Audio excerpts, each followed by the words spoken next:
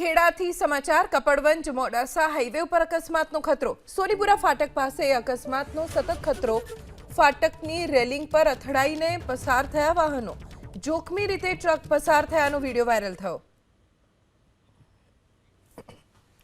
સોનીપુરા ફાટક પાસેનો આ વિડિયો છે જેમાં જોઈ શકાય છે કે ફાટકની રેલિંગ પર અથડાઈને એક ટ્રક પસાર થઈ રહ્યો છે આ ફાટકની રેલિંગ ખૂબ નીચી છે જેના કારણે આવી રીતે અવારનવાર મોટા ટ્રક અહીંથી પસાર થાય તો તે ફાટકની રેલિંગ સાથે અથડાય છે ખેડાથી સમાચાર કપડવંજ મોડાસા હાઈવે ઉપર અકસ્માતનો ખતરો સોનીપુરા ફાટક પાસે અકસ્માતનો સતત ખતરો ફાટકની રેલિંગ પર અથડાઈને પસાર થયા વાહનો જોખમી રીતે ટ્રક પસાર થયાનો વિડિયો વાયરલ થયો